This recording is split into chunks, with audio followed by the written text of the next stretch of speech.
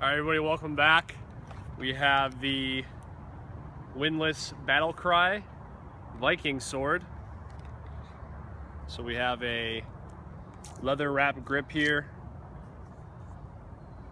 It ties around. There's a little bit of a grab to the leather. Pommel, traditional Viking pommel.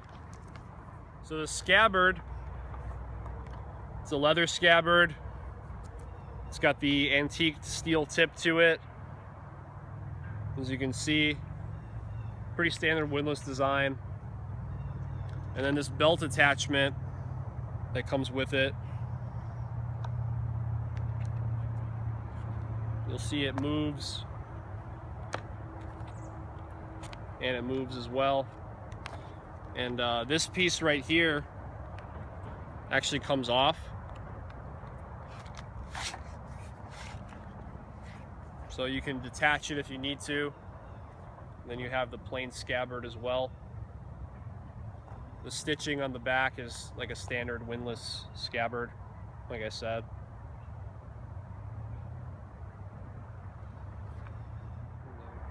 Double-edged blade. The edge itself, I'll put the scabbard down for a second. The edge itself, it just pulls a little bit. It's not super sharp, as you can see. So this line of the Battlecry windlass blades, these are designed to do like backyard cut testing and all that stuff. So they're given this weathered appearance to it. The edge itself is kind of shallow. You may want to touch it up when you get it. Okay, so as far as feel in the hand, if you're not familiar with a Viking style blade, or if you refer to it as more of a Frankish blade, it depends on what kind of research you've done on these. The handles on these Viking blades are going to be quite short in comparison to like a medieval blade or like something like an arming sword. You'll see that the heel of the hand actually rests up against the pommel. Some people like to choke down on this, so then it's laid over. You'll see this sometimes where it's kind of like, for lack of a specific term, a fencing grip. So where it's like this. Some people like to just hold it like a hammer. There's also reference of handshake grip. But these are the two that we're gonna just show to demonstrate today.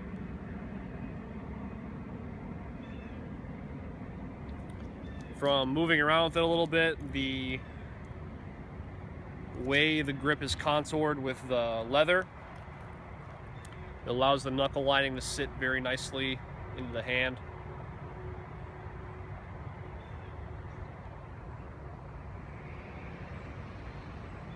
All right.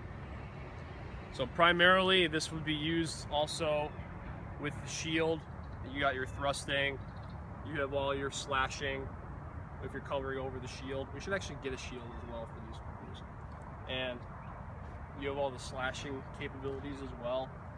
Just like any other double-edged sword, if your edge just gets really damaged, like to the point where you don't have any slashing anymore, it won't cut anymore, you can just do this. Ready? You can just flip it over. So that's definitely really cool. Thrusting is good on it. It's got a lot of range to it. Blade length, say about 31 or 32 inches on the blade length. I didn't bring a ruler with me this time. I usually measure these right before, but yeah, I'd say about 32 inches. But click the link below if you want to see the exact blade length. So I usually estimate them just to give people a rule of thumb. But it feels really good. Slashing, it's good. I mean, we always go through this, right? Slashing is really good. Feels good on horizontals. Kind of harder on verticals. As you'll see when the vertical comes around and you break the wrist over, it kind of sits and bites into the hand. So something you kind of got to get used to as you're coming out. Or the backhands, feels really weird on the backhands here. But for horizontals, for thrusting, it's just a very direct blade. I was reading a Viking book and they were saying, like, you know, they weren't ones to twirl their weapons around. Sometimes Filipino martial arts gets a bad rap for twirling their weapons around, but in regard to the way that we believe the Vikings fought, based off of their weaponry and based off of the sagas and other research that other people have done more extensively than I have, they picked their shots. So they weren't ones to be moving around here. It was very direct, and then you just end it in one shot. It was, you know, they referenced to it as terrible shots to get hit with. And having weight behind this may have been iron. It probably was iron back then. Probably heavier. Don't want to get hit by that, let alone something that's tempered well now. I guess it would be over a lot faster. So we're gonna do some cutting with it, some hacking. We are doing hacking because I don't have water bottles today.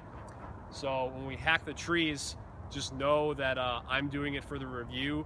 I've mentioned this before, but I don't want to void your warranty. So don't hack anything that's like super dense. You know, go with water bottles, go with fruit and other things like that. So now that we took a look at it, let's get to some of the action.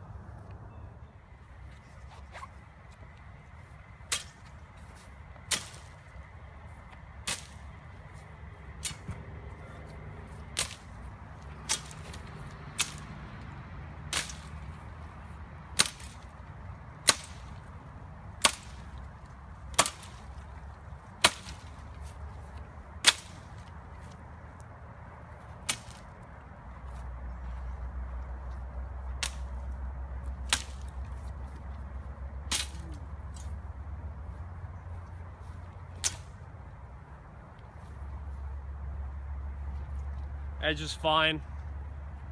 Be very careful, but so what's really cool about the antique finish is because it's blackened, it is going to protect the edge and the flat a little bit from some kind of like corrosion. Just make sure you wipe it off once you're done cutting with it.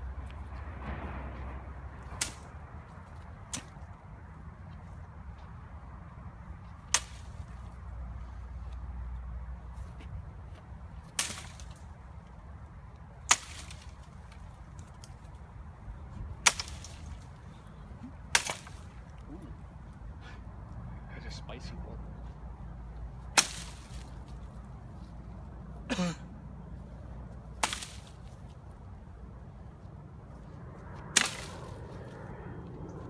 So like I said before, take in consideration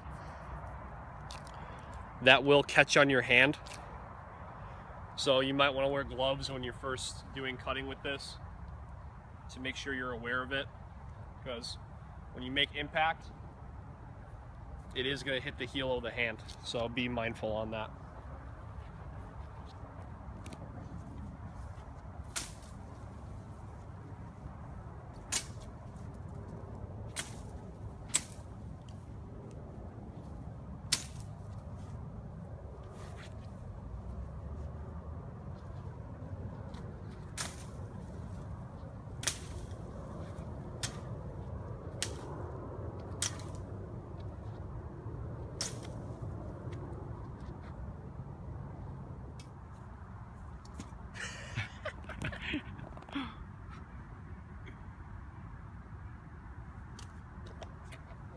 Oh, into the guts.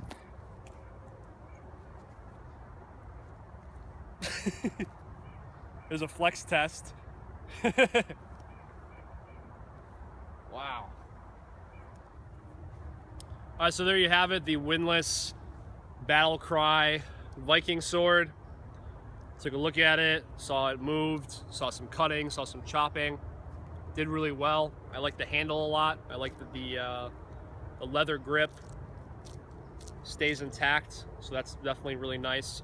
So if you've been checking out the Battlecry series, because we had a few requests for these, then comment below and let me know what your favorite model was, either the falchion, the arming sword, or this guy, or I think there's one or two others, so like 5.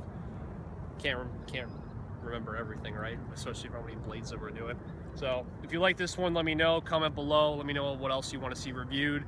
Follow us on Instagram, like us on Facebook, subscribe to the channel, of course, and hope to talk to you soon.